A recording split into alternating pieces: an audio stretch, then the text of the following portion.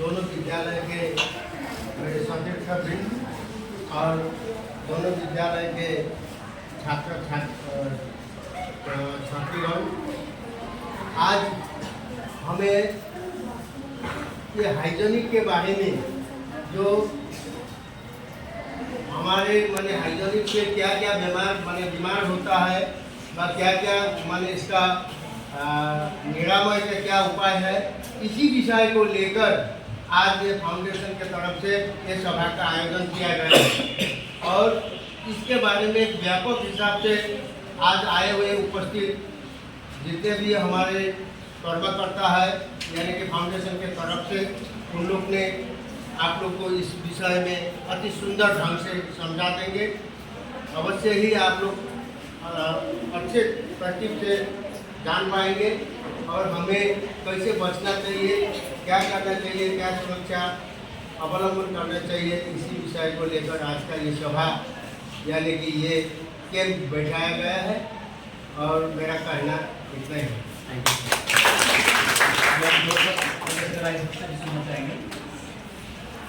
आज SDF foundation की तरफ से आए कार्यकर्ता और हमारे दोनों विद्यालय के टीचर्स और मेरे प्यारे विद्यार्थियों, आप लोगों ने सुना ये हेल्थ एंड हाइजीनिक के ऊपर प्रोग्राम है। तो सबसे बड़ा चीज़ है कि हेल्थ और हाइजीनिक है क्या, हम कैसे अपने आप को सुरक्षित रख सकते हैं, कैसे हम इस चीज़ से स्वस्थ रह सकते हैं, इसी के विषय में लेकर के ये प्रोग्राम आज आयोजन किया गया है, जिससे आप लोगों को बहुत बेनिफिट होगा कि अपने आप को कैसे हम सुरक्षित रखें। इस चीज़ को जान लेना जरूरी है और नहीं तो इसके कारण बहुत से बीमारी हो जाते हैं जो अगर सही सुरक्षा नहीं कर पाता है। तो इसके लिए आप लोग को ध्यान से इस चीज़ को जानना है और आगे भी अपने आस पड़ोस या जो दोस्त है, साथी है, उनको भी इस चीज़ को बताना है कि वो भी अपने आप को सुरक्षित रख सके। तो इससे बहुत ही बेटर मतलब आप लोग को फ़ायदा मिलेगा कि आगे के लिए, भविष्य के लिए सब स्वस्थ रहे, अच्छा रहे, मैं यही कामना करता हूँ। धन्यवाद। Thank you sir, thank you.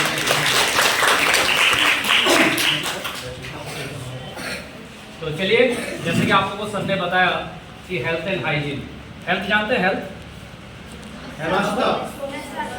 स्वस्थ और हाइजीन मतलब स्वच्छता, स्वास्थ्य और स्वच्छता, ये दो चीज अलग अलग पार्ट होता है। अभी आपको हेल्थ एंड हाइजीन जो अभी सर ने बताया, हेल्थ भी अच्छा होना चाहिए और हेल्थ के हिसाब से हाइजीन भी हमारा अच्छा होना चाहिए। अभी हाइजीन मतलब अगर हम स्वच्छता समझते हैं तो स्वच्छता का मतलब क्या क्या होता है?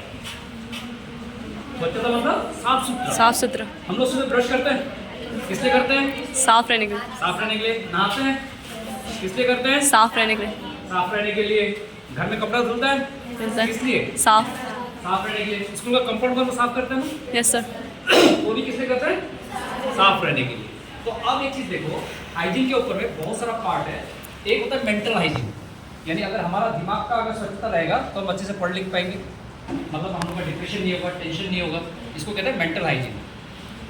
तो मेंटल हाइजीन के लिए क्या होता है कि हमें किताबें पढ़ना चाहिए, हमें मेडिटेशन करना चाहिए, हमें एक्सरसाइज करना चाहिए। इससे क्या होता है, हमारा मेंटल हाइजीन डेवलप होता है। अब एक हाइजीन देखिएगा, जैसा भी मैंने बताया फिजिकल हाइजीन, जैसा हम सुबह उठ ब्रश करते हैं, नहाते हैं, धोते हैं, कपड़े धोते हैं, एवरीथिंग।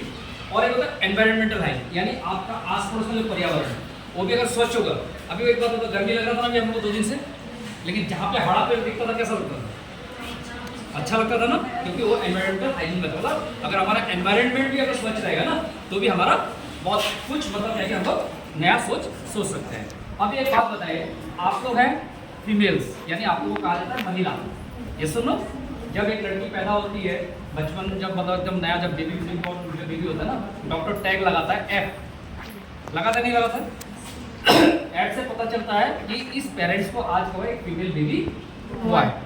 और फीमेल बेबी होने के साथ में उसी दिन से उनका आने वाला दिन, जो आने वाला मतलब जब 6 महीने से 1 साल, 1 साल से 2 साल, 2 साल से 3 साल, ऐसे करते करते करते करते 9 years, 10 years, 11 years up to till जब तक परमात्मा ने जीवन दिया है। और एक फीमेल को तैयार किया जाता है नया सृष्टि का संरक्षण करने के लिए। सुनो, यस, सही बात है ना?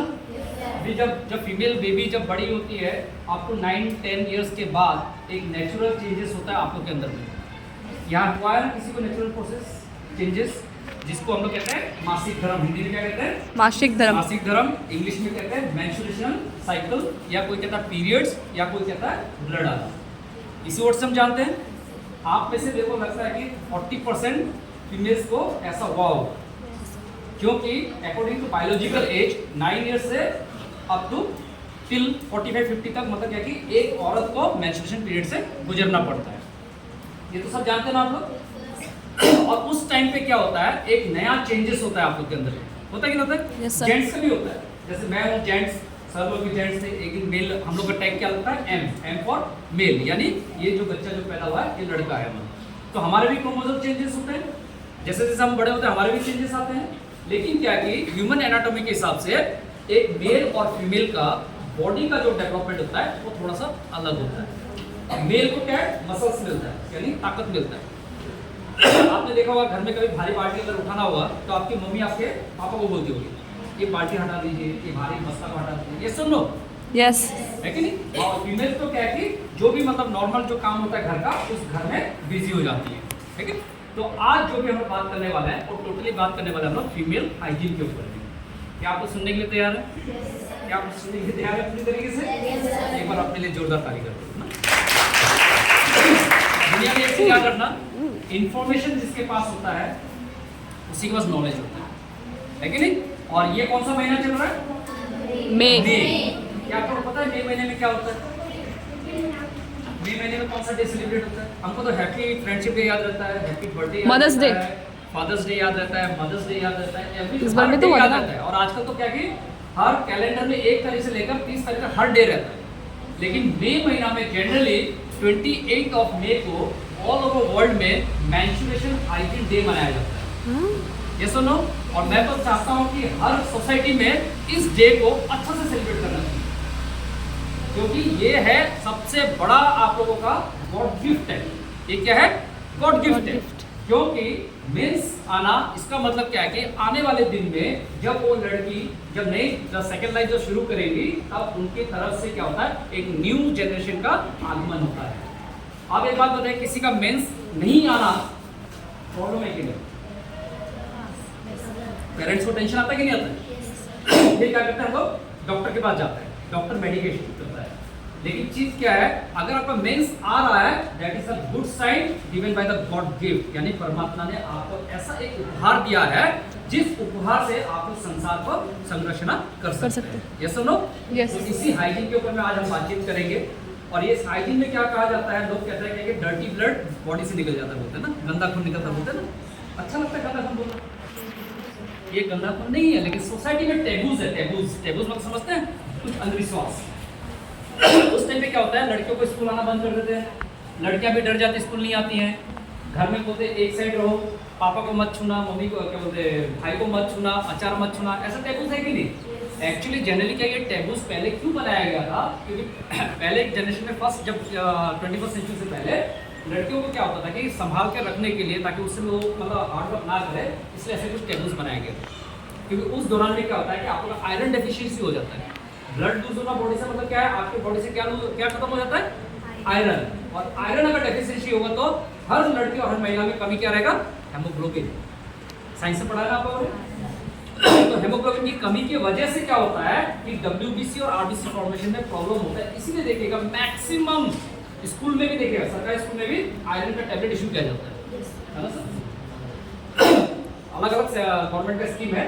तो हमारे इस स्कूल में भी हुआ होगा, कभी ना कभी आयरन का टैबलेट दिया गया या फॉलिक का टैबलेट दिया गया, लेकिन आयरन कहीं से मिले। लेकिन लूज होने का कारण क्या है कि हमें ये मेंस्ट्रुएशन पीरियड से जो गुजरना पड़ता है एवरी मंथ 3 to 4 डेज या 4 to 5 डेज, उस समय क्या होता है, बॉडी से जो ब्लड जब निकल के चला जाता है उसकी वजह से आयरन का डेफिशिएंसी होता है, और उसी का साइड इफेक्ट होता है कि हर लड़की के शरीर में हेमोग्लोबिन का मात्रा कम होता है।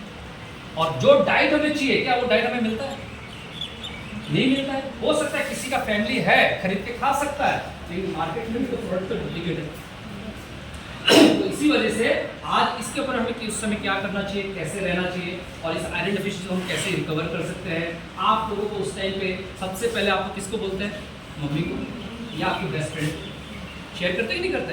लेकिन अब एक मैं बात बताना चाहता हूँ, आपका बेस्ट फ्रेंड आपका पापा भी हो सकता है, आपका बेस्ट फ्रेंड आपका भाई भी हो सकता है, आपका बेस्ट फ्रेंड आपकी कोई साथ पढ़ने वाली लड़की भी हो सकती है, आपका बेस्ट फ्रेंड स्कूल के टीचर भी हो सकते हैं।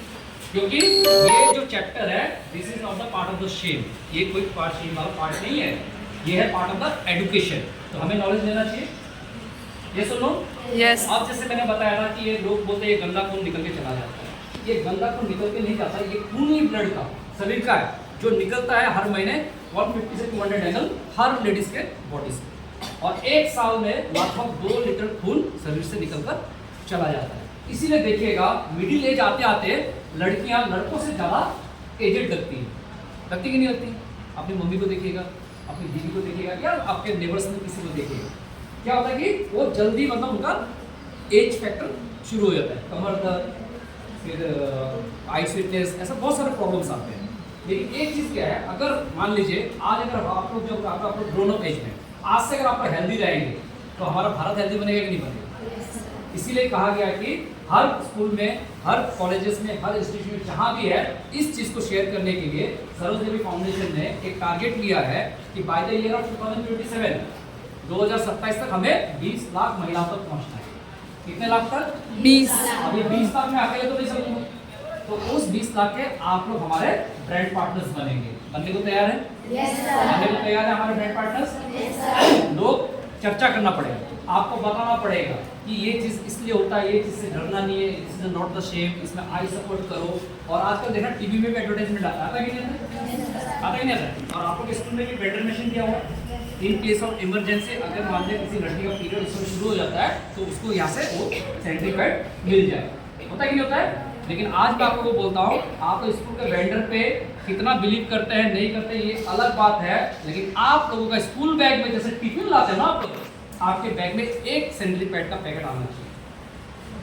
आपका जरूरत नहीं है, हो सकता है आपका नियर बाय का जरूरत। और कहते हैं ना किसी का हेल्प करोगे तो आपका हेल्प होता है। क्या आप लोग हेल्प करना चाहते हैं? यस। आज तक कभी बैग में सैनिटरी नैपकिन लाए हैं कभी? कौन कौन लाता है रेगुलर? कौन लाता है बताओ? रेगुलर तो नहीं निकाला। क्यों, आपको पता है क्या कल ही होने वाला है किसी का या आज ही होने वाला है? इसीलिए हमेशा आज से एक न्यू डिसीजन लीजिए कि हमारे बैग में किताब के साथ, टिफिन बॉक्स के साथ में एक सैनिटरी नैपकिन का पैकेट जरूर रहेगा। रख सकेंगे ना? शर्म लग रहा है? मैं रखता हूँ अपने बैग में क्योंकि मैं ट्रैवलिंग करता हूँ। हो सकता है ट्रैवलिंग में किसी का अवेलेबल ना हो और मेरे से बातचीत हो गया तो मैं उसको प्रोवाइड करता हूँ। अब मैंने अगर प्रोवाइड कर, मैंने क्या किया, किसी का, अगर मैंने किसी का हेल्प किया तो ऊपर वाला मेरा हेल्प करेगा कि नहीं करेगा? तो हमें क्या बनना है? हेल्प, ठीक है ना? तो जैसे मैंने अभी आपको बताया कि जो गंदा खून जो बोलते हैं एक्चुअली गंदा खून नहीं है। इससे क्या होता है, जब आपका जो प्यूबर्टी जो होता है मतलब फैलोपियन ट्यूब्स देखा होगा साइंस में आप लोगों ने क्लास 10 का, अभी मैडम से मैंने पूछा था 10 का लेसन नंबर 8 में दिया हुआ है। ये जो ओवरी जो होता है, ये ओवरी में क्या होता है, जब एग फर्टाइल होता है तब क्या होता है कि मेंस आना बंद हो जाता है और उस समय क्या होता है, वो लड़की प्रेग्नेंट हो जाती है और एक नया जनरेशन का जन्म होता है।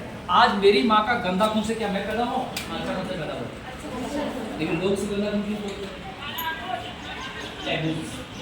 This is the pure blood है।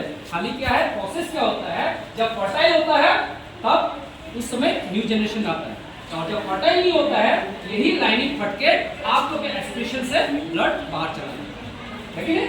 तो चलिए, मैंने जितना बताया शायद आपको समझ में आया होगा। अब इस बीच में मेरे साथ जो नमिता जी और श्रीनी मैडम है जो आपको बहुत अच्छे से बताएंगी, और मैं आशा और उम्मीद रखता हूँ कि आज आपको जो सुनेंगे तो लोगों को सुनाएंगे, है कि नहीं? तो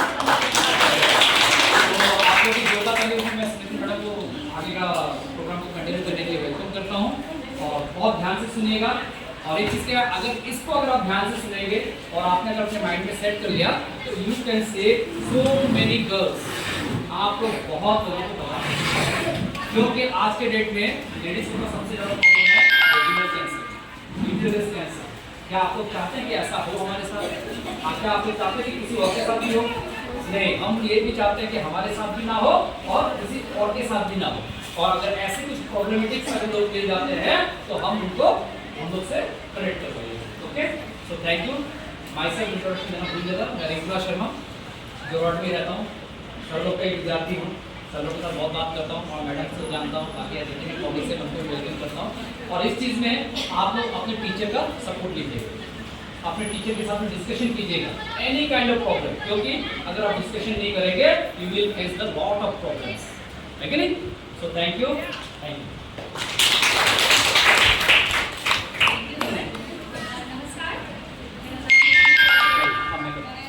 आप सुनो, हाँ, थैंक यू। तो पहले तो सर लोग को धन्यवाद दे दीजिए, हम लोगों ने मौका दिया।